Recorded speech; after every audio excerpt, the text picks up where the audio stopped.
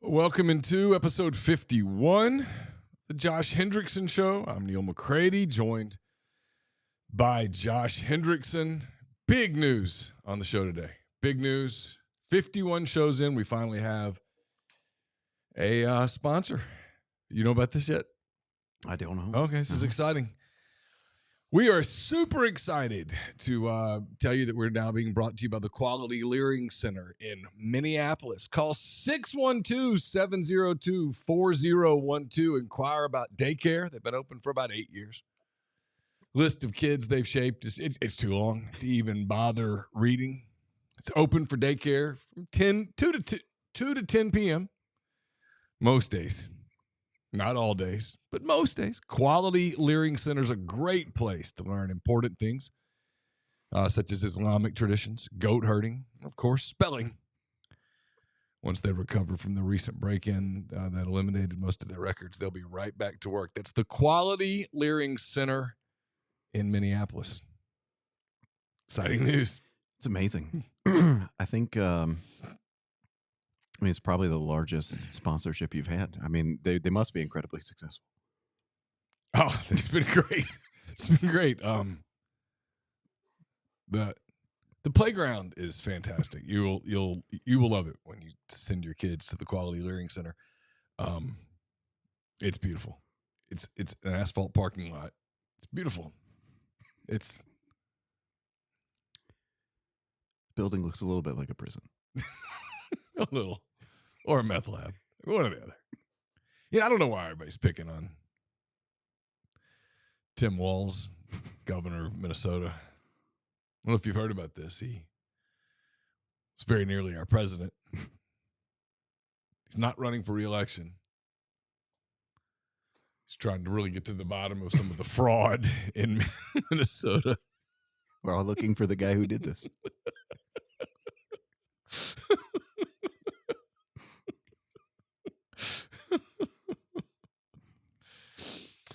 All right, let me ask you an important question. It's a nuanced question. I want you to really think hard about it before you dive into your answer. Can men get pregnant? The answer is no. Was it really that simple? It is, yeah. I mean, surely over the course of history, a man has gotten pregnant, right? Somewhere? Not that I'm aware of. What if you take a man and he pretends to be a woman and dresses like one? Can he get pregnant? No. Okay. Why do they have such a hard time answering that question on Capitol Hill today, in all seriousness? Why is that such a difficult question to ask? Why is that the hill that some people will die on? I mean, there's a lot of things we could debate in the world, in our country, and culture, and economics, and a lot of things. There's plenty of room for multiple opinions. Why is something as simple as that debatable? And this isn't even about the trans thing. This isn't even about any of that. This isn't about anything other than when they're asked a simple question in Congress: can a man get pregnant? Can a biological man, someone who is, look, you're born one of two ways. You can have the debate about the rest of it. That part's not debatable. When someone who is born male with male genitalia and male chromosomes and the whole deal, can a person who's born that way, I'm not saying that's right or that's good or bad, better or worse, none of that. When you can't answer, can one of those people get pregnant with an answer of no? Why is that? Why is that the hill that some people on the left are willing to die on? Because I think what it's about signaling that you're on the team. So I think that there are lots of things that they say that are just, that everybody recognizes are not true. But they say them anyway because only somebody on the team would say them. And so if you say them, you're signaling that you're on the team, right? That you're part of the group.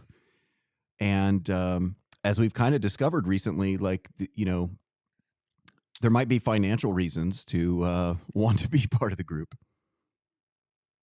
You're intimating. I mean, look, I think that I don't think that this is actually hard. I don't think that people are actually struggling to answer this question. I don't think I look, there are some sort of true believer people who really want to you know promote certain ideas. But I think that by and large, what this is that if you're part of the team, you know that you have to sort of toe a certain line. You know, you have to say a certain thing because otherwise you'll be kicked off the team. And I mean, I get that there are team rules, but that's not even a logical team rule. I mean, they don't even believe that. no, but that's the point, though, is that some of them do. But the thing I think that's no, but I think this is the important thing is that keeping a political coalition together, in some ways, when you have a crazy coalition, okay, the modern left is a completely crazy coalition. These are people who, if you're just looking at them, if you're trying to rationalize things, you would think this is a really disparate group of people. Like, how in the world is this the coalition that all votes for the same party? And so when you have that kind of a coalition, you have to have ways of signaling that you're part of the coalition, signaling solidarity with the rest of the coalition. And so these kinds of and the thing is that if what you're saying is not costly to say, right? If what you're saying is something that everyone believes, well, then that's not going to signal that you're part of the team. So, but if you say something that the other side would reject, and not only reject but think is ridiculous, well, there's no greater sign that you're on the team than saying something that the other side would think is preposterous. All right, let's talk about our friends at the Quality Learning Center.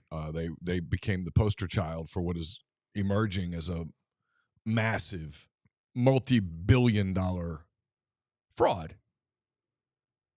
that, in fairness to our friends at the Quality Learning Center, they are not the only ones. And this has been going on for a long time. How widespread is this kind of thing, do you think? If we were to really see, this is where I get into where people sometimes tell me, why are you such a stickler for journalism? Why are you so bothered by the death of local journalism? It's because there was a time when there were a lot of Nick Shirleys.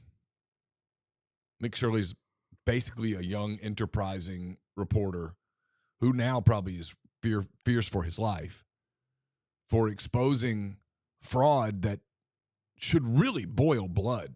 These are your taxpayer dollars. I mean, my accountant sent me a thing today. I've got to make my one last quarterly payment here soon. And I mean, I'll make it. You pay taxes. That's part of being an American citizen. But when you see this is where tax dollars go, I don't think it's unhealthy to be quite cynical and skeptical about, well, how widespread is this? Where else is this going on? What's going to happen to these people? I mean, the truth is, I'd love to know how high up it goes in the Minnesota government. Does it go all the way to the governor's office? How long does it take to impeach a governor? How long does it take to put a governor in prison? I'm totally serious. How long does it take to get to this place? This should be, like you told me before we got started, they didn't even try to hide this, right? This is in plain sight, which tells me that this has been going on for a long time, and they have, at least to this point, rightly assumed that no one in law enforcement certainly was going to do anything about it, and that this was just a way of life.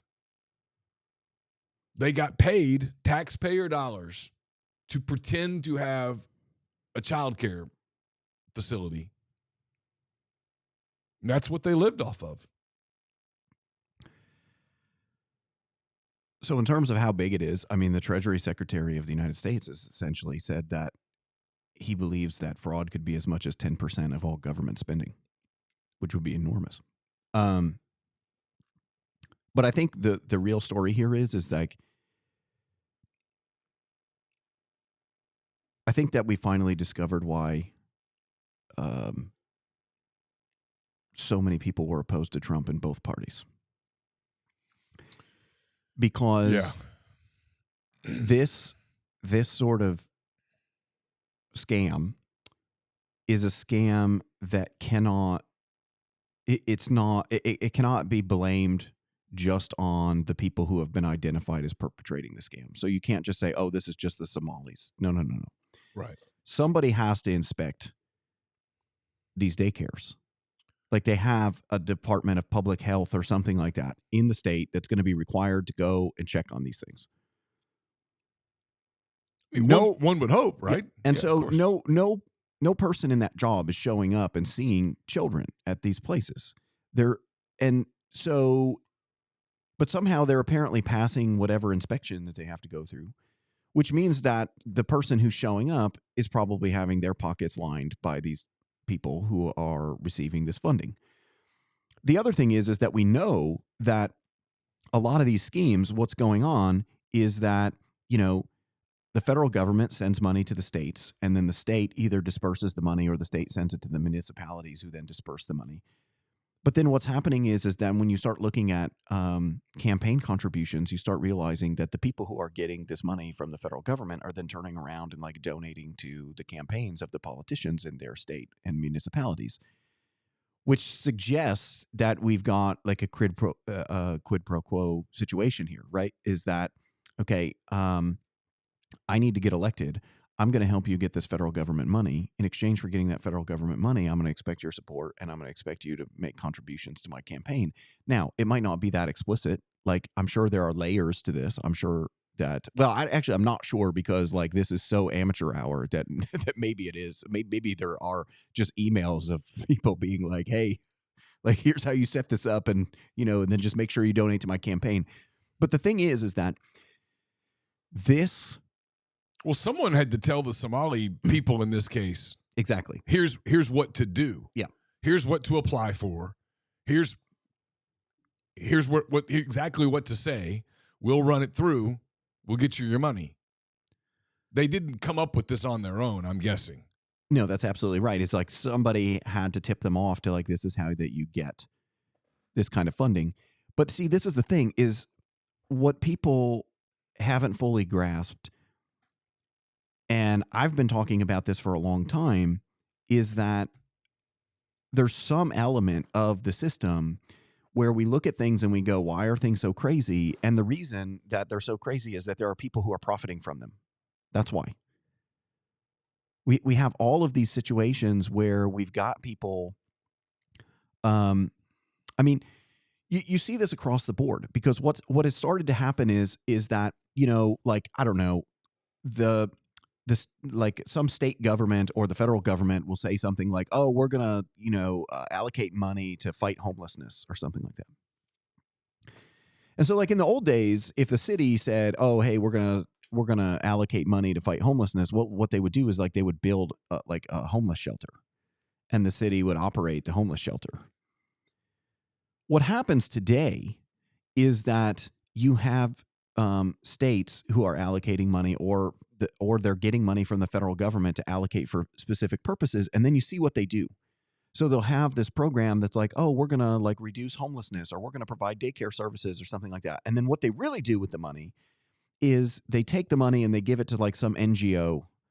And then the NGO is like supposed to build a bunch of homeless shelters or something like that. But then when you look at like who runs the NGO, it's like the governor's wife, or like the governor's cousin, or the governor's former campaign manager or something like that.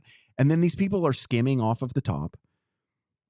Gavin Newsom is famous for this. Like, just, you can look into all of these things in California, like especially related to homelessness. When Gavin Newsom was the mayor of San Francisco, he was going around saying, we're going to end homelessness in this city. We're going to end homelessness in this city. And the thing is like, this is the thing that drives me crazy though, is like conservatives then go to San Francisco and they go, the homelessness is the worst it's ever been. Yeah. Right. So like, this guy's a joke. No. But like, this is why I have talked about this for a really long time, that Gavin Newsom is dangerous, but Gavin Newsom is dangerous not because like he's smart. It's not because like he's going to like outwit you or something like that. No. Gavin Newsom understands something that the Democratic Party has become experts at, and that is political patronage. He takes money and he gives it to his friends. Yeah.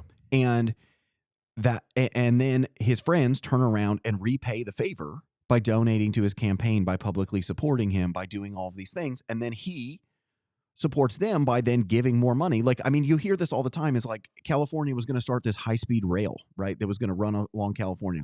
And they spent billions of dollars. It's been years and years and years.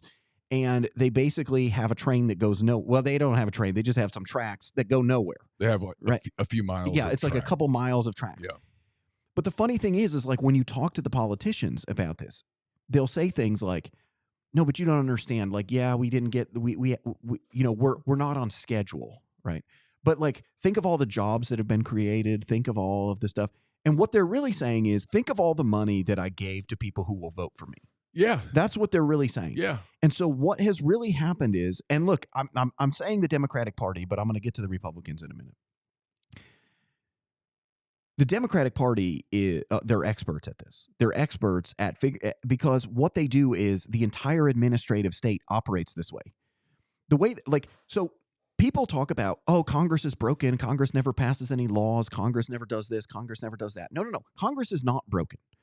You just have an incorrect vision of what Congress views its job as. You think that Congress's job is to go there and advocate for particular policies and get those policies passed. What Congress's actual job is those Congress people, they go to Washington. And when they go to Washington, what they're doing is like they're just allocating money for specific purposes. And some of them are doing it sort of like naively, right? Like, oh yeah, like how could I not support money for homelessness or something, right? And so they're fine with allocating this money. And then there are these people who just trust like the administrative state to just, allocate this money, efficiently and effectively, because after all, like the administrative state is filled with experts. These are all people who are experts in their field. And so of course they're going to know how to better spend this money than we are. And in reality, what's really going on here is that you've just got this circular economy going on where the federal government allocates money. That money goes to like some NGO, or it goes to a state that then gives the money to an NGO. And then this NGO is just run by the friends of the politician. They're filtering money through all these things. None of these things ever get solved. And then they come back and go, well, we just need more money. That's why we haven't solved homelessness. It's like we just need more money. And so, of course, who's opposed to helping the homeless? So it's like, well, right. I guess maybe they do need some more money. But the whole thing is one gigantic patronage network. They're taking your tax dollars and they're giving it to their friends and their supporters. And you are forced to watch.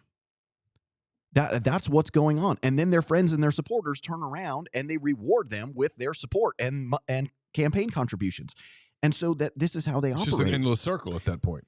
And this is why, and so that's why I said, this is why we are starting to see why people, frankly, in both parties, were very, very concerned with Donald Trump, because Donald Trump came along and he was not a politician and he wasn't going to play these games. And the thing is that, some of the fear here is that if you have an outsider who comes in and this outsider sees what's going on, like he's going to make an issue out of it and he's going to go after you. Right. And you can't have somebody who's going to upset the apple cart. Like you got to keep this scheme going. How do you think that these counties outside of DC have become some of the wealthiest counties in the United States? Like it's not from, it's not because the best and the brightest all moved there and started businesses. No, all of these people are in some way affiliated with the government, and they're running NGOs and they're running these companies that have big government contracts and all this kind of stuff. And all of this stuff is just political patronage. It's all political patronage. So how do you stop it? Is it stoppable? I mean, are these things that can be cleaned up? Is that even a realistic thing at this point? Well, I think one of the things that Because Trump's now been in office for 5 years. well, one of the things I've been I've sort of been stressing to people is like, um, I don't think that Trump is necessarily the person who's going to solve these problems for two reasons. The entirety of our experience with Donald Trump um, has been this kind of like really bizarre thing in the sense that what he has managed to do is he's managed to like pull back the veil on a lot of things. And you've seen this because you've seen him just say things. I mean, he was saying this. Look, Dave Chappelle had a whole bit about this when Trump got elected the first time, which was, like he was like, people can't understand why he was so popular. Well, he can't. Well, he's like, it's easy to understand why he's popular. Like the man came out and in front of all of these people who were telling him who were telling the politicians that the system was rigged, and he came out and said, "Yeah, you're right, it's rigged." And then, um, and then he went back, in the building with all the other beneficiaries of the rigged system. And, Chappelle's like, obviously people are going to follow that guy because they're going to look at that guy and they're going to go, that's the first guy that's ever told us the truth. Right. And this is the fundamental problem is that, Trump is so polarizing that everything just gets filtered through the lens of like, what does Donald Trump think of this? And then people stake their position to it based on whether they like him or hate him. But the thing is that I see a lot of the Trump presidency as actually like first of all, it's impossible to solve all of these problems in 4 years. It's impossible to solve them in 8 years.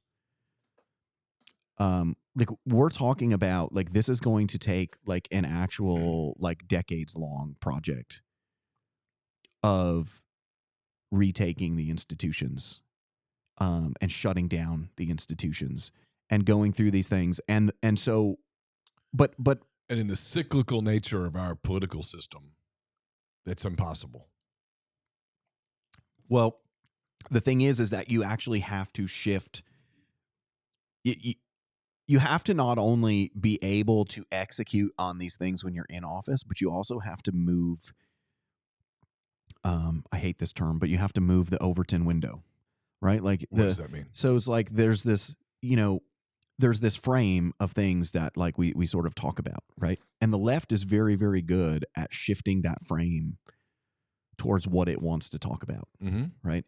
And if the right is going to be successful, it's not only going to take effective governance, but it's also going to be that even when you're out of office, you're moving the frame of sort of like what's acceptable and what you're allowed to talk about and what people are focused on to the things that you actually care about. Like you can't. So in other words, if you're on the right and you're like, hey, we've got to solve this problem. Well, you've got two issues. One is you've got to try to win as many elections as possible so that you can try to implement the changes that need to be made. But at the same time, you also have to have strategies for when you're out of office that are not going to allow your political opponents to get away with the things that they've been getting away with before. But that's going to require, changing that framing. But so much, but I mean, so much has been revealed. Like, I mean, there are all these things. I mean, we talk about this all the time. Like the news cycle under Trump is always, Trump said that. It's not happening. It's not happening. And then, it's, well, look, it's happening. It's not a big deal. Like he's making it a big deal. It's not a big deal. And then it's, okay, it is happening. And actually it's good, it's a good that thing. It's happening. Yes. Right. Yes. And then now we've even gotten to the point where there's like a fourth stage here. And the fourth stage is like, actually, like you're the problem because like you're noticing that it's happening. And so like, actually, like you're the one that we should really be focusing our attention on because you noticed. But see that process, I really believe that like that process only happens if you have somebody like Donald Trump become president because he comes out and he says things and they so want him to be wrong that their first instinct is to just say, nope, he made that up. but see, that's the other thing, is this gets back to your journalism point, is that, like, we don't have journalists anymore. We don't have them. Like, we do not have genuine journalists anymore. Like, I'm sure that, like, somebody will email me later and they'll be like, oh, like, so and so is a good journalist. Okay, that's not my point. My point is, in general, we don't have journalists anymore, right? The people who work in journalism, they tend to be young people who have like I'm talking New York Times, Washington Post, these Yeah. kinds of places. Yeah. They tend to be young people who have very elite educations, okay, who have learned certain things, and they're literally just not aware of how things work. And so they get these stories, and the reason that they initially push back on something is because they hear something that sounds ridiculous, and they immediately think to themselves, well, that can't be going on because that sounds ridiculous. And it's being said by a person who I think is terrible. And so, of course, the terrible person is saying something ridiculous. Well, and to your point now, and this is a change in journalism that's a very negative thing, is that more and more of the people in the national journalism sphere, like you said, come from Ivy League schools, which are almost all in the Northeast. They take jobs in big cities in the Northeast, DC, New York. That's about it, honestly. It's where the overwhelming majority are based. They run in the same circles. And so when they hear about a story in Minnesota or Mississippi or Missouri, those places might as well be Saturn, man. Those are not places that those people go to. They don't go to, I mean, they don't go to Batesville, Mississippi. They would never spend a moment. Oh, they might fly to Memphis and drive to Oxford for a weekend and go see a football game in Oxford and eat at St. Leo or City Grocery. Probably City Grocery. More than St. Leo, City Grocery. But regardless. And they'll go to the Grove. And then they'll leave. I'm being totally serious. Yeah. That's it. That's the extent. Well, okay. As cool as a weekend at Ole Miss is for a football game, that's not exactly representative of daily life in Mississippi. They have no clue. And so when they hear people talk about something like school choice in Mississippi, they have a completely uninformed opinion. And when they hear this stuff in Minnesota, they think, well, basically, they think, what's the big deal? Well, these poor people, they have to do something. We can't. That's journalism today. We can't do this now because it's been too long. But honestly, like, what we should do is, like, we should actually just shut down journalism schools across the country. Like, there should be no journalism school at the university. Journalism should be like a blue collar profession. You want to go into journalism, you go to some small town somewhere and you get a job covering something. Now, we can't do this because the internet has made small town journalism impossible. It's dead. Right? But also, there wouldn't even be anybody to train them because there's no one there there's no one that would be able to even train them in how to do the job. But see, that's the thing, is that, journalism, there was a time when journalism was a blue collar profession. It was, you didn't have to have some elite educational background to go into journalism. You went, like, you might have gone to college, you might not have gone to college, but you get a job, and, like, you would get a job at some low level newspaper. Yeah. You would be in a place like Batesville, Mississippi, working for at the Batesville. Panolian. Yeah. And you'd work at the Panolian. You'd work at the Oxford Eagle. Yeah. You'd work at the, it's just a generation ago. And you would get used to,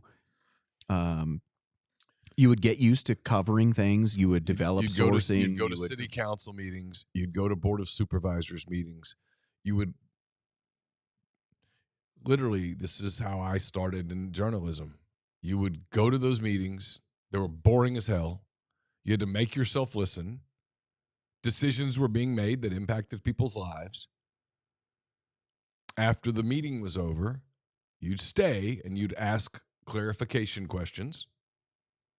Those people would realize that what you were saying was going to be printed, and they would want to be on the right side of a story, and you could start developing some sourcing. And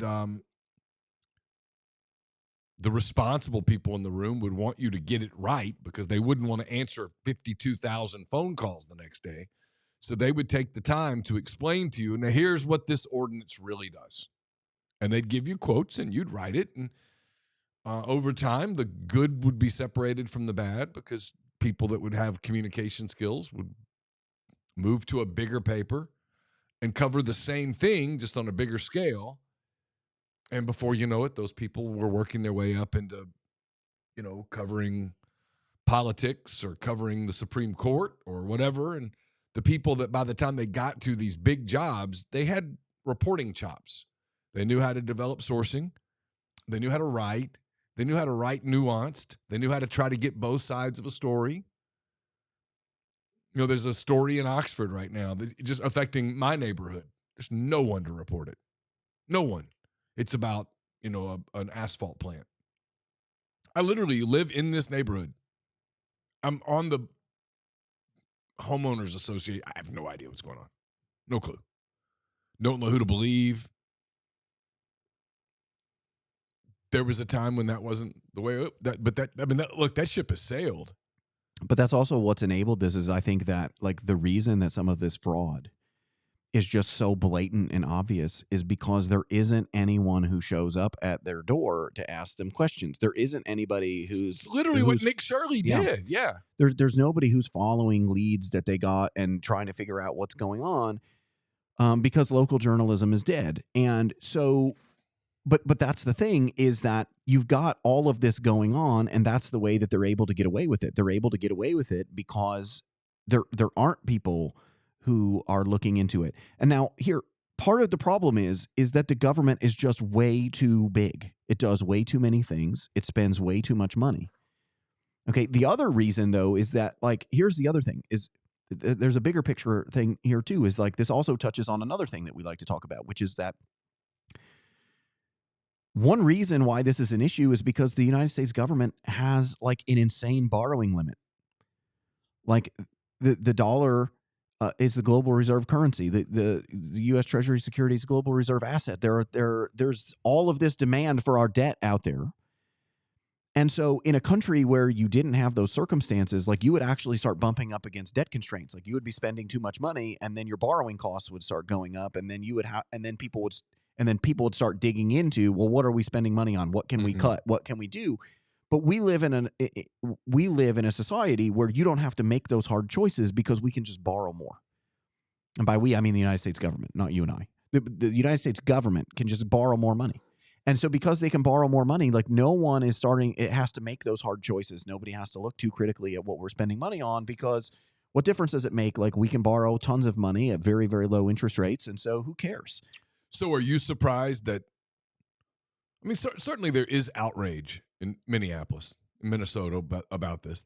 People are furious. But there are also lots of people that are furious at the reporter for reporting this story. And those are the people that I don't understand is that you see the fraud. These are taxpayer dollars that could conceivably be spent two ways. One, on things that people actually need, infrastructure, whatnot, or paying down debt. Or, God forbid, whoa. I'm about to propose something that's outlandish, so prepare yourself. Lowering taxes where people could keep more of their own money and use it at their own discretion to do with it as they wish. That's a lot. I want you to take a moment and think about that. A reminder, we're brought to you by the Quality Leering Center. Right? No, this is if you eliminated all of the fraud and started running the government the way that you probably run your household, I run my household, most people run households, most people run businesses. If you're running a local business, pick a business, I don't know, whatever. You're running a bakery. Well, you don't just keep making more stuff. You budget out. Hey, here's how much goods and services we typically go through on Monday. Let's purchase the flour and the eggs and the sugar and the whatever that you are budgeting accordingly. You don't just go to the store and go, yeah, just give me all of it. We'll figure it out. You want to store stuff. You want to, you've got to pay your employees. You're figuring out, hey, how many hours of manpower do I typically need on a Monday in January, on a Tuesday? Hey, we've got a football game weekend coming up. I know we're going to have more inventory. We've got a plan for that. You're running a business, correct? Yep.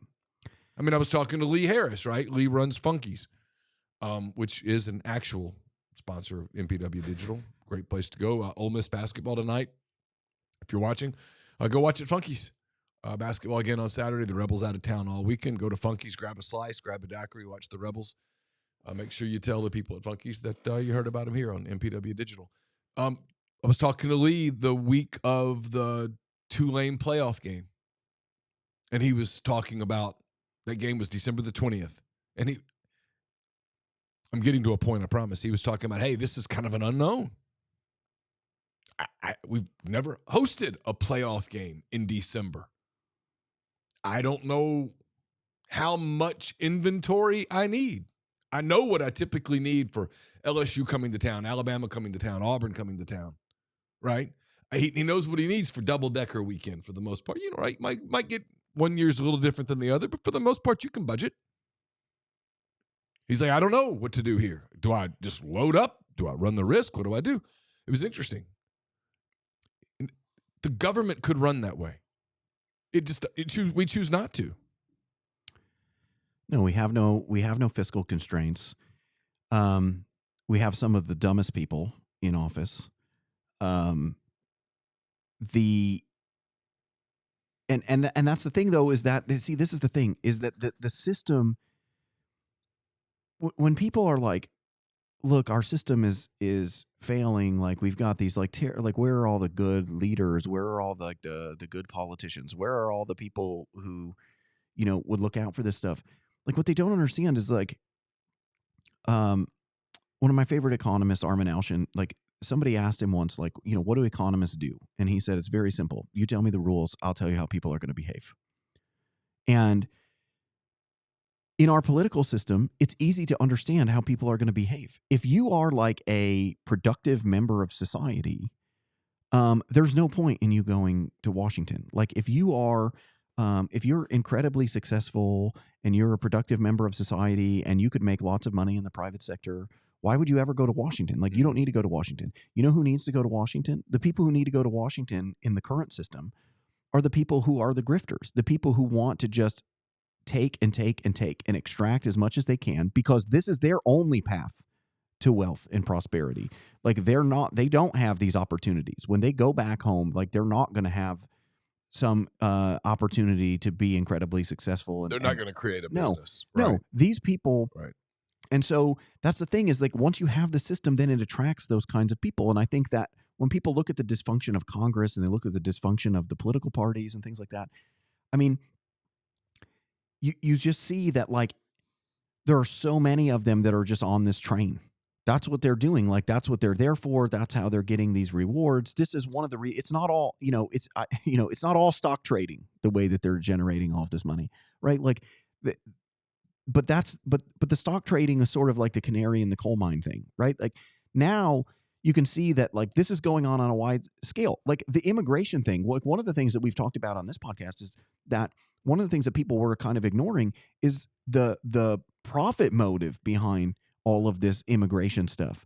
Like, when you are flying people in from Venezuela to migrate to the United States, somebody's got to charter that plane. Well, who's chartering that plane? Oh, it's like some NGO that we gave a bunch of money to. Well, who runs the NGO? Oh, it turns out it's the politicians' friends again, right? And so who owns the planes that they commissioned to go there? Oh, it turns out that, like, that's the politicians' friends again.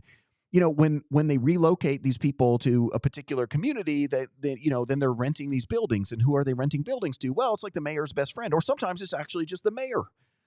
And that's who the people are renting things from. And so and then on top of that is, like, this is guaranteed income, because you go from having, you might be like renting a place to, like, hardworking, like, blue collar Americans, and you're and what you're asking for rent is, it's maybe like difficult for them to pay. But then all of a sudden, when you've got these immigrants that show up, and then also they're just getting thousands of dollars from the United States government, right? Then now they can take those thousands of dollars, and then they can pay even higher rent because, Yep. like, hey, we Not their because money. because it's not their money. Mhm. And so, but the thing is like, people need to stop getting lost in they need to stop getting lost in like the weeds. Don't get lost in the details. Like, when the government is giving money to the immigrants, and then the immigrants are turning around and giving that money to like for their rent to like the mayor of the town. You shouldn't think of it like, oh, like, look at this corruption. No, what you should think of is, this is the federal government giving money to the mayor. I understand that there are some intermediaries in Yeah. between, but that's how this is working. And so then that mayor, of course, in every one of these towns is like, no, this is great for us. This is the most amazing thing that's ever happened to our town. Well, what else is he going to say? Like, he's profiting off of this just like everybody else is profiting off of it. And so what you have is, you have an entire class of people who have figured out that they can actually just pillage the United States Treasury. And then that's what they've been doing. All of these things, there needs to be a great deal more oversight Yeah. over these nonprofits. There needs to be we need to be actually going through and just slashing funding for certain things. There needs to be things like, we need to get away from the federal government in the first place. Like, there's no reason that the federal government should have policies related to daycare services. There's no reason. Like, there's no reason for that. If you want to do that in your state or in your town, then you collect the taxes in your state or your town, and then you provide those services. Why is the federal government doing that? Because why am I sending money to the federal government that the federal government turns around and sends to some Minnesota daycare? That doesn't make any sense. That doesn't make any sense at all. And so the point here is that, but this is why I said this is going to take a long, long time. And what I've been trying to get across to people is that if you want to fix things, it's going to take a long time. Yeah. And we are not fixing things for us. We Right. are fixing things for our children and our grandchildren. Yeah. I would like to fix things now so that my kids and grandkids can live in a world where nothing ever happens. Right? Where they're just living their life, and it just seems like there's nothing going on. Right? That's what that is what we are after. Is we are after a world like that, but we can't get to that world without putting in the work to actually change it. And putting in the work is going to require being more politically active. Okay? And Yep. and that can mean a variety of different things. Okay? Everybody should choose their own thing. You get you traded from the Chicago Cubs. You have to get involved with your church, get involved with, your local city council, like, really pay attention to what's going on there. Meet other people in your community, get involved with things that are going on so that you know people and you know what's going on. Right? And start there. But then the other thing is that you have to start supporting political candidates who are going to stop the funding for all of this stuff and who are actually going to do it. Not the people who come out and go, yeah, I'm for cutting government spending, and then they never like vote to cut government spending ever. You have to hold people accountable. You have to hold people accountable, and it's going to take a long time. And it's going to take a long time because the sheer amount of grift and fraud that is going on in the system is astronomical. It's astronomical, and there are problems beyond that. Right. And the other thing is that the people that you're fighting are predominantly the people who are benefiting from all of this stuff. All right, let's shift gears a little bit to another topic. We could go on and on with this one. Got a question in the stream from Isai Fernandez. Isai, if I'm mispronouncing your name, I apologize. He says, can you ask Josh what he thinks of Trump wanting to lower interest rates when we are still recovering from COVID and post-COVID inflation? If anything, we should be raising the rates. So along those lines, there's the alleged investigation into Jerome Powell and the Federal Reserve by the Trump administration. So those two topics sort of conflate a little bit. So go for it.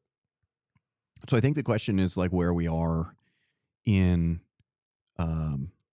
with regards to fiscal policy. So what I mean by that is like the standard kind of thing is that when inflation is higher than you expect, you're typically raising rates to try to lower inflation. And so what we have seen recently, right, is that the Federal Reserve has started lowering rates, and Trump is actually arguing that they're not lowering rates fast enough, despite the fact that like inflation is still running at about 2.7%. And the Federal Reserve's stated goal for inflation is 2%. So the last time I checked, 2.7 is greater than 2. And so you would think, yeah, that like they wouldn't be changing rates, or that they wouldn't be or that they would actually be raising rates. I think one of the issues here is that the question is where we are in terms of the international monetary system. And so what I mean by this is like the Federal Reserve doesn't really set interest rates, right? So what they are doing is they're sort of following market rates.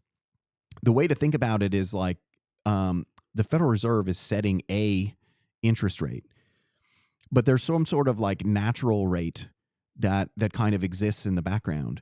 And so typically that's why you're raising rates when there is high rates of inflation. Is what you're trying to do is you're trying to push interest rates artificially high so that they're higher than that natural rate, so that you can bring down inflation. But sort of the question is like, as they're lowering rates, are they lowering rates relative to the natural rate, or is what they're doing following the natural rate down? And so what we really have to think about is we've got to think about what's going on sort of internationally, and what's going on with like the demand for our debt, right? And so if there's an excess demand for our debt, that's going to start pushing down interest rates.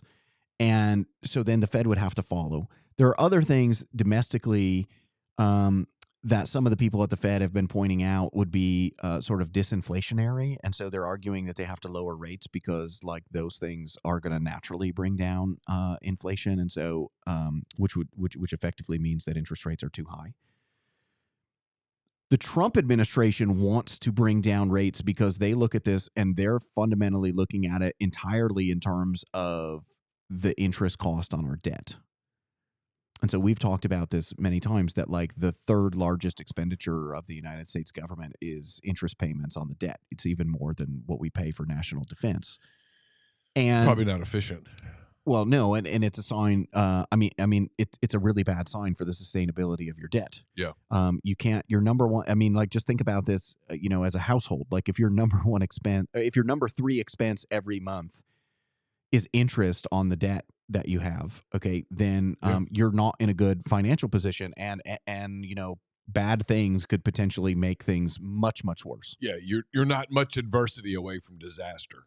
And so what the Trump administration, the reason they're pushing for lower rates predominantly is they want the Fed to lower rates because they want the interest costs on the debt to go down.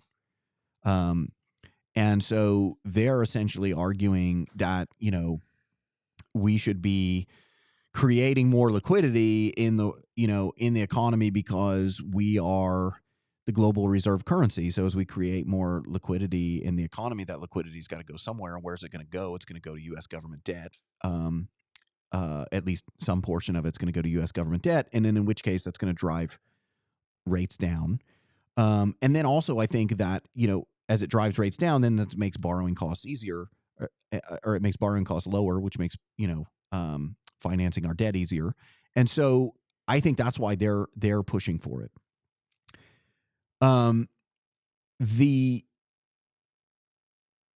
The stance of policy is actually kind of confusing to watch, because when you look at the stance of policy, like policy seems neutral. So the Fed's target is actually, 2% inflation. I don't like to look at the inflation rate to judge the Fed's policy, because we have these very imperfect measures of inflation. So like what I prefer to look at is nominal spending in the economy. And so historically speaking, at least in the post-war period, when things are going well in the U.S. economy, you've got 5% nominal spending growth. And so that's usually about 3% economic growth, 2% inflation. But generally speaking, when you've got about 5% nominal income growth, like you're generally doing okay, even if inflation is a little bit high or a little bit low, than a little bit higher than 2%, a little bit lower than 2%. But even on that measure, there's not really a case to be made for to lower interest rates, because if you look at that, that's actually saying that the Fed is much more on target than the inflation rate readings, right? So when you look at the inflation rate, it still seems high, but when you look at nominal income growth, like it actually it's within the bounds of like that 5% growth rate, in which case they should actually just they should actually just not be doing much of anything. The thing with Jerome Powell is interesting, because the question is like, what's going on here? Okay, so we know that Donald Trump does not like Jerome Powell. We know that Jerome Powell doesn't particularly like Donald Trump. Yeah. We know that Donald Trump has been saying that the Fed needs to more aggressively lower rates. He has, the Fed has lowered rates, but not as aggressively as he would like. Trump has said very, very publicly that he wants to get rid of Jerome Powell, and when his term is up, he intends to replace him as the chair. And so the question is like, Powell came out, a couple of days ago and essentially said that, hey, he's been told that, he's under investigation, and that, they are serving subpoenas for a grand jury, for people at the Fed to testify. And a lot of people are looking at this and they're saying, look, this is just an attack on central bank independence. This is an attack on the Federal Reserve. This is an attack on Jerome Powell. This is an attempt to get him to resign early. All of those things might be true. But there is another aspect to this. That's important, is that the problem that the Trump administration is trying to investigate didn't originate from within the administration. It actually came from outside the administration. You had an economist who wrote a report for a think tank in D.C. talking about the cost overruns on the Federal Reserve's remodeling of their building.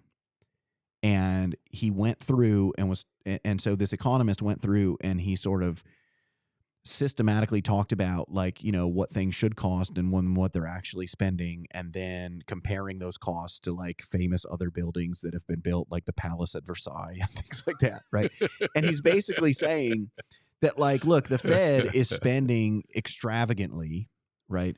And they're spending extravagantly on this remodel, and because they really lack like oversight, right? Like that they're getting away with it. And so I think there's actually a combination of things here. I think that the Trump administration is genuinely concerned about, okay, is the Fed actually just wasting money? Because here's the thing, there's a theory of central banks. So the way that central banks work is like most of their liabilities that they issue, they don't pay interest on, right? Like you don't earn interest on your currency. Okay. But all of the things on the asset side of their balance sheet are generating interest income, right? So central banks are generally earning a profit, but we don't want to incentivize central banks to earn a profit, like, because what they would want to do is issue as much money as possible that's going to maximize their profit, which is going to create inflation for the rest of us, right? Right. So what we do is we make them turn over those profits to the Treasury, and we use it to pay down the debt. And so the Federal Reserve has argued, look, we're just paying this out of our own budget, right? But the administration is looking at it and going, yeah, but here's the deal. Like, if you turn over your profit to the Treasury, the profit is, the revenue minus the cost. And so if you run up the cost, you're reducing the profit, right? In which case you're turning over less money to us. So it's actually our money, right? Because you would normally pay us that. And so I do think that there's actually some legitimacy to this investigation, because people were talking about this before the Trump administration actually seized upon it. But I think that the Federal Reserve right now probably should be keeping rates stable, given where nominal income growth is. I think that there's no secret that Donald Trump wants to get rid of Jerome Powell. I'm not as confident as some of the people in my profession that this is that these are baseless allegations. I would also like to point out, by the way, that the United States government has not said that there is a grand jury. They have not said that they issued subpoenas. Like, that came from Jerome Powell. And in fact, the United States Department of Justice said, "Hey, we reached out to you in mid-December and you didn't get back to us. We asked you some basic questions about this. You didn't get back to us. We contacted you again at the end of December. You didn't get back to us. And so if you're not going to cooperate with with the holidays, man, I mean, so busy. well, and the thing is if you're not going to cooperate with the Department of Justice, we can force you to ask questions because we can subpoena you, right? And so so I don't think that this is as cut and dry as some of the people are making it out to be, that this is sort of an attack on the Federal Reserve. I mean, I'm sure that doesn't hurt. Like, I'm sure that, like, that might be like the marginal thing that says, yeah, let's pursue this, is like is that, Trump doesn't like Powell and he doesn't like the Fed, and he wants them to more aggressively cut rates. But I'm not convinced. Like, two things can be true simultaneously, right? Yeah. So it could be that, yeah, he wants to go after Powell, but it could also be that, like, there should be some questions raised about how the Fed is spending money. All right, let's get to Venezuela. We're not going to get to everything today, but let's get to Venezuela because this is fascinating. The U.S. Conducted a clandestine operation to successfully extract Nicolas Maduro from Venezuela, widely viewed as a dictator. I don't think too many people would go, yeah, man of the year, Nicolas Maduro. It was successful, which meant that a lot of people on the left, back to our team politics, immediately were upset about it. It's a story in the New York Times today, written by Robert Jemison, Megan Miniero. Republican leaders in the Senate are mounting a last-minute effort to snuff out dissent within their own party and block a resolution that would be a step toward requiring President Trump to seek congressional approval for any U.S. military action related to Venezuela. The effort has already succeeded in changing one mind, that of Senator Josh Hawley of Missouri, who last week voted with 4 other Republicans and all Democrats to advance the measure aiming to curb the president's war powers. Their dissent enraged Mr. Trump, who in a social media post condemned their stupidity and said they should lose their seats in Congress. White House officials and Republican leaders have been pressing the 5 defectors to change their votes. If the lobbying effort succeeds, party leaders could avoid a vote on the issue altogether. The attention is now turned to Senators Todd Young of Indiana, Susan Collins of Maine, who could provide the additional votes needed for Republicans to defeat the resolution. Maybe I'm just wrong. Had Trump had to go get congressional approval, we would not have been able to carry out a completely successful military operation. I've seen the people do the AI-generated recreations of it. It's incredible what we did. And we made the world a safer place, made our country a safer place. A lot of the fentanyl crisis in our country, and it is a crisis in our country that has affected our community, your community, everyone's community. It's a pointed attack on our young people. Let's be clear. The fentanyl crisis in our country is a pointed attack on America. It might as well be a machine gun. Feel free to disagree. I firmly believe this. And eliminating Maduro, who was absolutely in business with those people, made the world at least a slightly safer place. To me, this is the first sign that we're actually getting back to sensible foreign policy. Foreign policy going back to, the Monroe Doctrine was all about the Western Hemisphere. It was sort of like, listen, we're not going to come into the Eastern Hemisphere and try to interfere in what what you guys got going on over there. But in exchange, you're not going to come over here and try to tell us what to do either, and try to interfere. First of all, the commentary on this is the dumbest commentary. Like, I mean, of almost any issue. Like there seems to be no understanding whatsoever, um, on a micro scale or a macro scale about like what's going on here.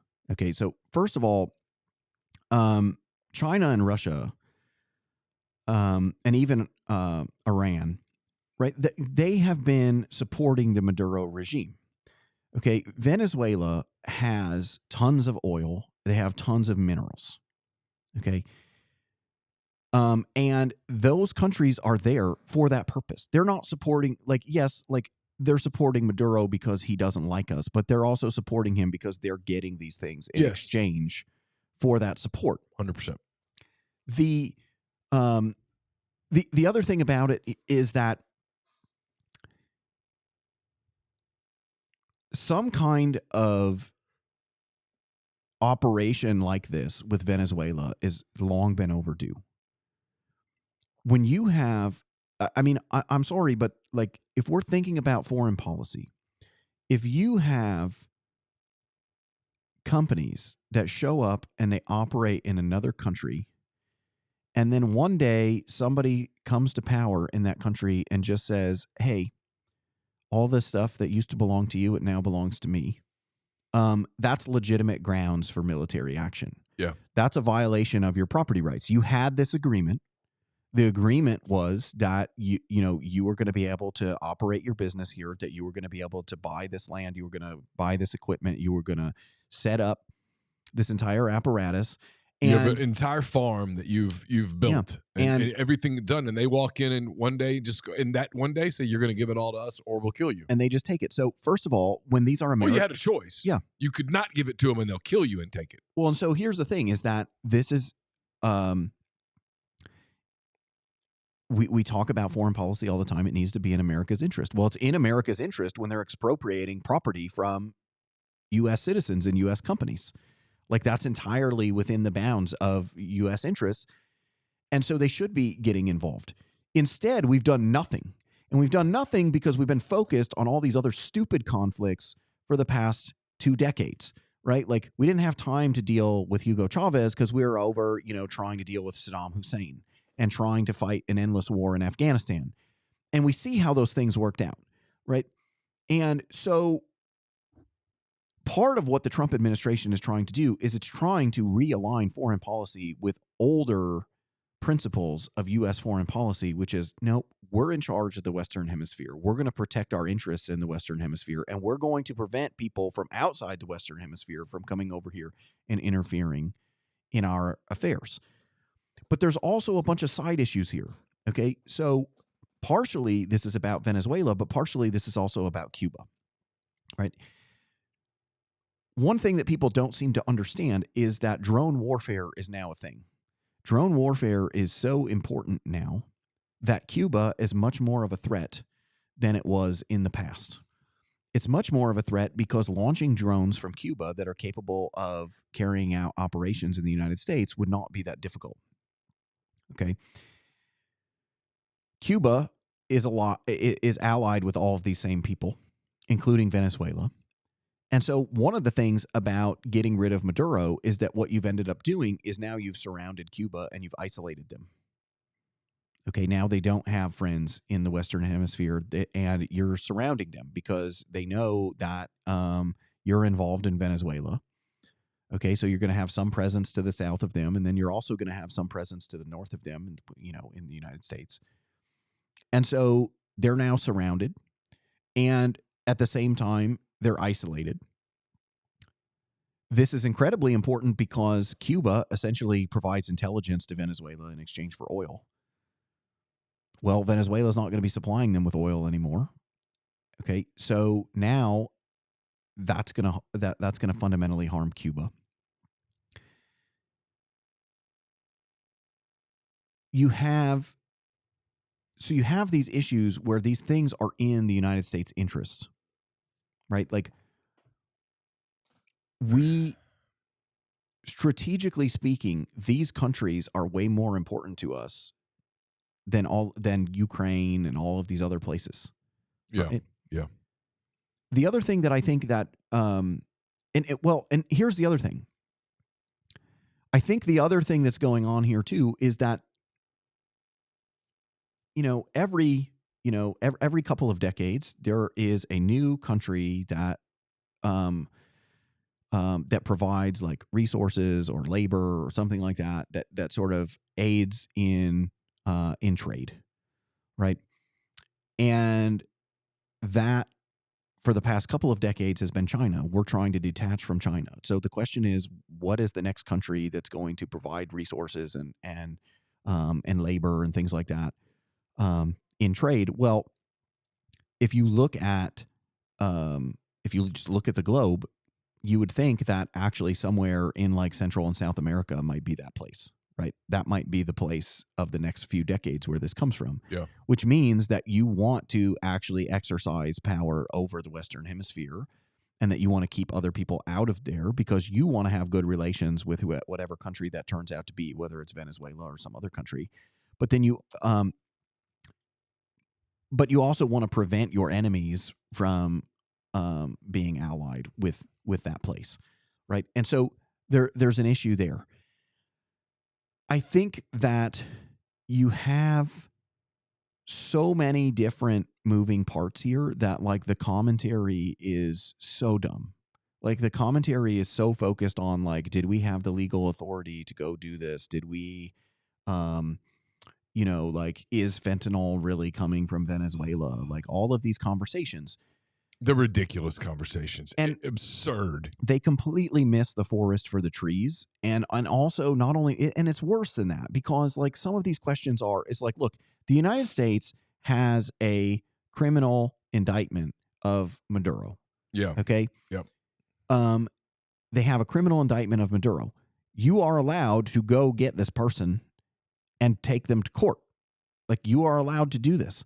And so normally what you would do is you would reach out to the government of that country and say, hey, we have a person who's been indicted in this country and we need your help getting this person, back here to stand trial. Well, who do you call when it's the president himself of the country, right? Like and in fairness, the Trump administration actually did reach out to him several times and said, just turn yourself in. Just turn yourself in. And he refused multiple times, probably because he did not anticipate that the United States could carry out an operation like that. But they did. They came and got him. And so, but the thing is that there's all this hand wringing about, well, what is, are we allowed to do this? Can we go in there and get him? Joe Biden had a bounty on this man's head, right? Yep. The indictment, the original indictment is old. It's old. It's like 6 years. It's like 5 or 6 years old. Like the idea that this was somehow unexpected or couldn't be done or that that wasn't going to be done. No, like there were people who were trying to figure out how to get this done for a long time. And then they went out and got it done. And so if you're surprised that they did this, then my only reaction is like that, well, you must not have been paying attention. Well, people don't pay attention. And we get back to one of the things we said at the very beginning. We are so team politics now that there's an inability to kind of have some nuance, right? To say maybe you're someone who doesn't like Trump. Maybe you think you don't like Trump's language. You don't like his attitude. You don't like his behavior. You don't like his approach to taxes or to interest rates or whatever the case may be, right? That's fine. But there's an inability to say, but I'll give him credit here, right? I mean, I don't like the San Antonio Spurs at all. Okay, I don't like them. I want them to lose a lot. I don't want to play them. I'm scared of them. I want them to go away. But I have the ability to go. But I do think Victor Wembanyama's a problem, right? He's a really good player. I think they have a very good organization. I think they drafted really well with Devin Harper, et cetera. That's not you can have a nuanced opinion, but not in American political discourse today. And I'm not talking about you and me hanging out at the coffee shop. I'm talking about in Washington, in Congress. Yeah. No one has the ability to say, Yeah, you know what? I'll give Trump this one. That was pretty good. Well, there's another issue here that ties back into our original conversation too. Is that another reason to go in and do this sort of stuff? Is that China and Russia and Venezuela are essentially sending money to the Democratic Socialists of America, the Communist Party of the United States, and these kinds of places to sow discord within the United States. And so they're also sort of funding far left groups, to hold events and go out in the streets and cause problems for people. And these kinds of things are also to the detriment of those of us in the United States. And again, like that is foreign interference in the United States, and that justifies, defending your interests. All right, big question. 10, 15 minutes left. Probably can't do this whole topic here in this some topic, so we'll use it as a bit of a tease. Is foment the word? Is that to foment civil war in America? Because I think people hear Civil War and we think back to our history books, right? We think North versus South and the Battle of Gettysburg and the Battle of Vicksburg, and people think, well, that's never going to happen again, right? We're never going to have a capital in the South and a capital in the North and states fighting one another until someone ultimately surrenders, at which point there's reconstitution of the Union. I mean, that was the Lincoln administration. People say, well, that will never happen again. But other people say, yeah, but it might not look like that, but we're headed towards a level of split that you're smarter than me, that gets to a place where we're not all on the same page anymore, that there's not an American value system to the point that there is division that becomes real. It's where I remind people all the time, we're months away from celebrating the 250th anniversary of our country. 250 in country years is infancy. Well, there's a sense in which we're already in a civil war. Okay. The question is, how long will it continue? And also, it's a weird civil war in the sense that, like, elections can really sway things in way. Like, elections can lead to, at least temporary ends to hostilities. So let me explain what I mean. In the United States, we have sanctuary cities. These sanctuary cities essentially just allowed illegal immigrants to come into these cities in defiance of federal law.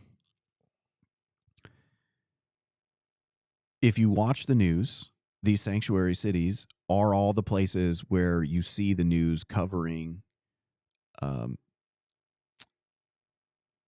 ICE raids and things like that. And there's this weird narrative in the media that it's sort of like these ICE raids are out of control. These ICE raids look bad. Even if these ICE raids are lawful, they look bad, right? They're not good for the country. There are people who are making sweeping statements about maybe these people are poorly trained, maybe these people don't know what they're doing, these people seem overly aggressive, et cetera, et cetera. But it's important to recognize a couple of things. The first thing is that in cities that are not sanctuary cities, the way that you take care of this problem is, say somebody gets arrested for committing a crime. You discover that they're here illegally. Local law enforcement cooperates with ICE. ICE comes to the courthouse or the jail. They pick them up and they very peacefully take them to a detention center where then they're shipped out to wherever they came from. Right. In sanctuary cities, they do not cooperate with ICE. They do not cooperate with the federal government. And so what happens is if somebody commits a crime and they're an illegal immigrant, they simply, they might put them in jail. They might make them stand trial. But, they release them. They don't call the federal government. They don't call ICE. So what happens is then in these sanctuary cities, it becomes much harder to enforce immigration laws. And because because these are sanctuary cities, there are more illegal immigrants per capita there than there are in other places, right? Mm-hmm. Because sanctuary cities, as you might imagine, attract more illegal immigrants. And so so the reason that you get these raids is that you get them because you have cities that are not cooperating with the federal government. Such as Minneapolis.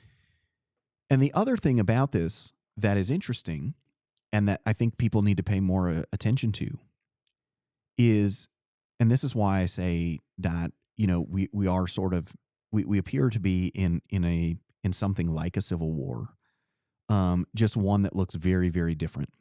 And what I mean by that is if you go online and you watch these press conferences or you watch the news or you see these things where mayors and police chiefs and people like that are standing up in front of the press in these cities, they're publicly declaring that, like, if ICE shows up to our city, like, we're going to arrest them. Like, these are the things that they're saying. Okay, now I want to put this in context. So once you get to a place, right, where local law enforcement is charged by mayors and whatnot to arrest ICE agents who are hired by the federal government. Let me put it in a different context. That's a different level of conflict at that point. Yeah, let me put it in a different context. If I'm Julius Caesar and I'm marching my army through some town, okay, and the guy who runs that town has his own army, and that guy reports to me and his army reports to me, and I show up in that town and that guy declares that his army is going to arrest my army, that's a civil war. Yeah. That is what is happening. They're saying, I mean, Tim Walz went further than anybody else. Tim Walz said, like last week, we're going to send out our National Guard to stop these ICE people. And it's not going to be, and he specifically said, and it's going to be our National Guard. They report to me. That's a man saying he's going to raise an army to fight the federal government. Jacob Fry, the mayor of Minneapolis, to ICE, get the F out of Minneapolis. He said that the officer who was injured in the shooting suffered a hip injury that you could have gotten from shutting the refrigerator door with your hip. As someone who has shut many refrigerator doors with his hip, I've never suffered internal bleeding from doing that. As a rule, and I know this is another really controversial take, as a rule, when law enforcement have asked me to comply, I just have. And then if I have a complaint later, I can express that complaint properly. It's happened.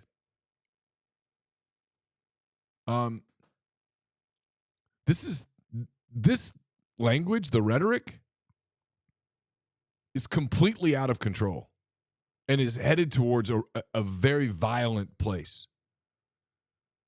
When you have two different groups of armed people charged by different people to do different things, at some point, someone will snap. Well, and also the thing is that Fry has lied.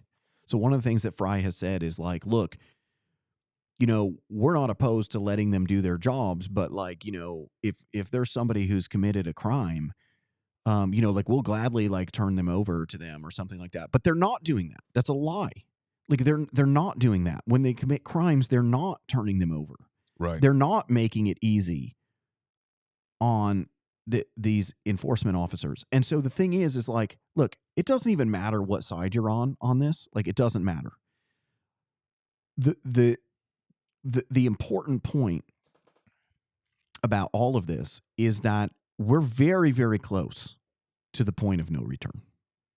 We are very, very close to the point of no return. And so what is the point of no return? Well, the point of no return is where you actually do have something that, people would recognize as a civil war, where you do have actual fighting in the streets, where you do have these things. I mean, I'll hand it to, there was a guy, I think is the police chief in Chicago. maybe he's the police commissioner. I don't know. He's somebody high up in the police department in Chicago. I will hand it to that guy. That guy actually quelled the situation in Chicago a little bit when people asked him during a press conference, about their relationship with ICE and would they arrest ICE officers and things like that. And he said, they're law enforcement officers just like we are. We are not arresting other law enforcement officers. And I think that, but see, that's the thing is like that shouldn't be a brave statement to make. You shouldn't get applauded for making that statement. That's common sense. Right. Okay. We're at this point where you have mayors and governors around the country who are basically saying like, the equivalent of like, my army is going to stop your army. Right. Like that's that's the equivalent of what they're saying. Like you're sending in law enforcement to do their job. And we are not only not going to let them do their job, but like we're going to arrest them for showing up and doing their job. These things, we are at a very dangerous point because you can't have rhetoric like this. You cannot have rhetoric like this. But what this gets to is this is something that we talked about in the last show that we did. And that is, there's a lot of people who think that they want violence. And there are a lot of people stoking the flames and riling people up and encouraging them towards violence. And if you look at what happened to that woman who was shot, the most interesting aspect of that whole thing was the videos of the aftermath. Okay.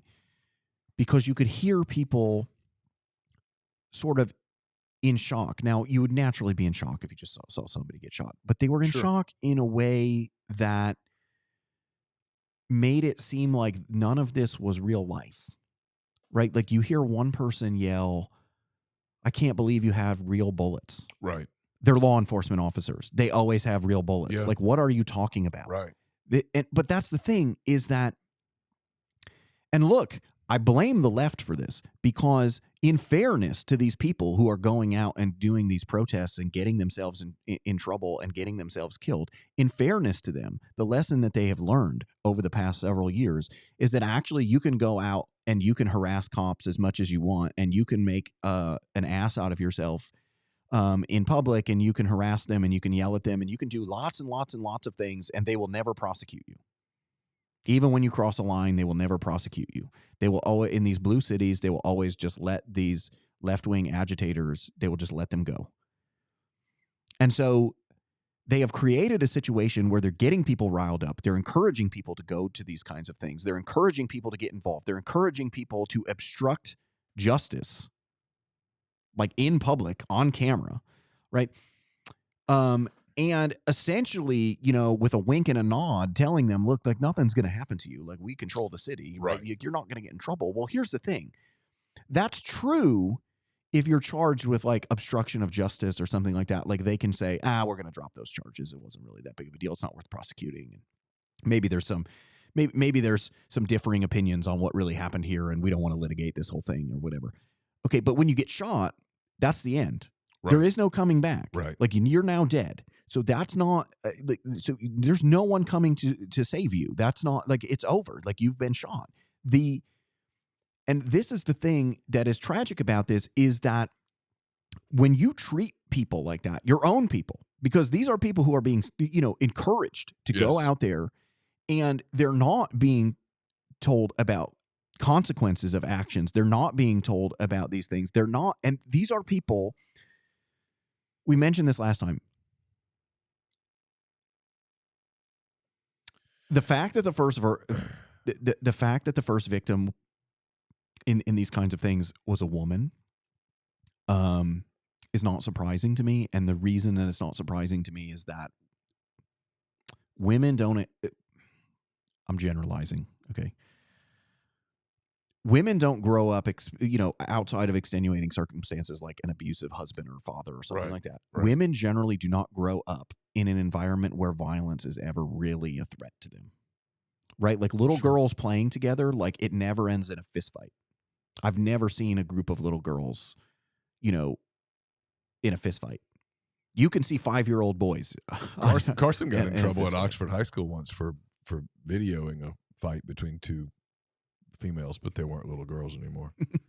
But that's the thing is that Nothing happened to the girls, by the way. It was just Carson. Yeah. Because the most important thing is to hide the evidence. But my kids aren't in the school system anymore. I can say what I want. So but total joke. But that's the thing is that we told them before the year that not to film anything. Yeah, they all have phones. They're gonna film stuff. That's what they do. You should be more concerned about the two girls that are fighting one another at the football game than you are the kid filming it. But hey, I'm not coming to any more games. I don't care. Do your thing. Well, and so that's why I also don't need to go to church. Everybody's just going to stare at me and go, "You're a bad person." But this is the thing is that there's this like when you know what violence is, when you understand the consequences of violence, like you actually avoid violence. Like, do you ever see somebody who actually like if you're ever around somebody who like wrestled in college or high school even, right? Or if you're around somebody who has done like martial arts or something like that most of their life, if you're around those people, one of the things that you notice is like they go out of their way to avoid a fight. Yeah. Now, that very same person could probably kick everybody's ass in the bar or whatever. Of course. Right? But they go out of their way because they actually understand what can happen. That they could hurt somebody. Right. Right. And so they get it. And they get what is going on. You see people, like those are all like the popular videos on the internet, right? Is like there are videos and it'll be some guy picking on some guy at a bar and the guy who's doing the bullying is like a big guy and the other guy is not that big, right? And then at the end of the video, what it turns out is like that smaller guy, like he works out at a boxing gym like 5 days a week and he turns around and he just, destroys this other guy. Yeah. And then people one shot. Right. Yeah. And people love those things because they love to see the guy get the comeuppance and whatever. And like, but there's a lesson there. And the lesson is like that guy who's poking at this other guy, he doesn't know what the threat of violence is, right? Like he doesn't see that person as a threat at all. And so the violence is not real to him. Right. And that's the thing is that until it is. And that's the thing is that there are so many people who think that they want violence. And I assure you, you do not want violence. No. You do not want it. You do not want to experience this. You do not want it. And yet this is what they are doing. And this is what they encourage. They encourage people to go out and protest. They encourage people to like be obnoxious, to obstruct what they're trying to do, to try to make it hard on them, to actually do their job. And these people go out there and they try to do everything that they can to be obnoxious and to make these people's life a living hell and to make it hard for them to do their job. But sometimes that comes with very real consequences. Yeah. And when it comes with real consequences, you have to actually think about that and you have to actually be aware of the violence. And the fact that there are people who gladly encourage people to go put themselves in these positions, that's awful. Yeah. If you are encouraging people to go out and do these things, like you are putting them in harm's way. Yeah, their blood's on your hands. Yes. And the idea that somehow, and this is again a top-down situation because part of the reason that they believe that there are no consequences is because for the last several years, there's been no consequences. Right. If you're out doing some kind of left-wing protest and you get arrested, they just ship you out. In fact, even if there is bail, what they do is they have a bail fund to bail you out and get you out, and so we are in this position. You see this. You see that there are these people who are going out, who are getting involved in this violence, who shouldn't be involved in this violence, who are, and I mean, because let's be clear, if she weren't there intentionally to be an obstruction, and didn't drive a truck at an officer, they're not fooling with her. They weren't there to mess with her. Well, and that's the other thing is like so much of the debate, which first of all, so much of the debate about that thing was, was that really self-defense or not? And I mean, first of all, as we got more videos, it was very clear that it was Yes, self-defense. Like if absolutely. a car is coming at you, like what else are you going to do? It's a weapon. Like, but the other thing is like if y- the threshold for self-defense is were you in fear for your life? Yes. And I don't think that anybody could argue that like if a car is accelerating towards you in a short distance that you don't have some fear for your life. But setting that aside, okay, that's beside the point, right? The point is that the fact that somebody would accelerate their car Mm-hmm. is a sign that they believe there would be no consequences. Of course. And that's the dangerous thing is she did not. I mean, obviously, we'll never know what she was thinking, right. but very clearly she didn't believe that they were going. Well, and some people were like, well, she was just trying to get away. But here's the thing is like, even if you're trying to get away, you have to know in your head, if I'm going to try to get away, that person is pointing a gun at me. Mm-hmm. And how are they going to react if I try to get away? Because you don't know who that person is. Especially in fact, you're there because you think this is a terrible person who's doing terrible things and doesn't belong in your city.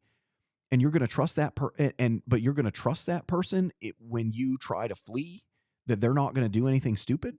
Like, so the whole thing doesn't make sense, but that's the point and that's Yep. where I'm going with this is Yep. I kind of feel like we're sleepwalking into these Civil War conditions because we've got politicians who are just dialing up the rhetoric, to 11, right?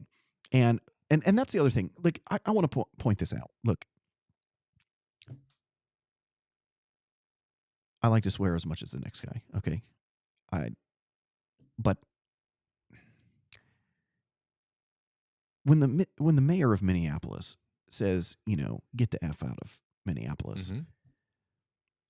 I'm sorry, but like this is a sign of like immaturity. It's the same thing with the fight. Somebody who is capable of fighting tries to avoid fights because they know what a fight looks like. Right. And people who use that kind of language in a press conference, like they think like they're just like the bully in that fight. Like Mm-hmm. they think that is evoking some kind of, anger or they're sending some kind of signal about, like what kind of person they are and how tough they are or whatever. You actually just look ridiculous. Like you actually look ridiculous and unprofessional when you do those things. And I think that, that also has to be said, but they're dialing up all of this rhetoric. They're dialing up all this rhetoric. They're declaring that they're going to have their law enforcement arrest other law enforcement. They're being very provocative. They're not trying to tone down anything. They're literally getting people hurt and killed. Yeah. And there's no end in sight. Like I haven't seen anybody say, "Hey, let's pump the brakes." Mm-mm. Hey, this is getting out of control. Maybe we need to rein this in. Maybe we need to have a better strategy. Maybe we need to do something else. No. In fact, like it's the they have the Michael Scott strategy, right? Like there's that episode of The Office when I don't even remember what Pam says, but Pam says something like, you have to stop doing that, and he's like, I'm going to do it even harder. Like that seems to be like their strategy. Yep. Is they're just like, no, we're going to do it even harder. Like we're going to keep going, and it can't be like that. Like if we continue on this path, then this is not going to be me saying, hey, there's some similarities to Civil War here. What we're going to be talking about is like, hey, it looks like there's a Civil War that's broken out. And, then we're having a much different conversation. But I think that people need to be aware of it and people need to pay attention because when rhetoric starts to get like this, people are going to act on that rhetoric, whether the people who are using the rhetoric intend for it to be acted upon or not. That's why, as a public official, you have to be very careful about what you say, and you've got to choose your words wisely because you don't want people to take your words the wrong way and do something stupid. But that gets back to what we started originally. We don't have those good people in office. We don't have the best of us in office. We have really, really dumb people, and we have grifters who are just out to try to enrich themselves at the expense of everybody else. And now there are these people who are getting in the way of that, and so they have to be they have to be stopped. I mean, I think we talked about this privately. Jacob Fry's wife, is an attorney, and so when it came to all of this, when it came to all of this fraud in Minneapolis, it turned out that she was potentially profiting off of this through the legal advice and things like that her firm was supplying. So again, that it gets back to what we're saying is that there are tons of we don't have good people in power. We don't. There are so many places around this country where we just have the worst possible people in charge, and who are making things 10 times worse, and who are pushing us to a point where we cannot return from peacefully. We will stop there. It's been a month since we've been together. We will not go another month before we get back together for episode 52 of the Josh Hendrickson Show. Well, now we have a sponsor that we owe them. We owe it to them. The Leering Center. So we'll be back in a couple weeks with another edition of the show. For Josh, I'm Neil. Thanks to everybody in the stream. Appreciate you guys. Talk to you soon. Bye.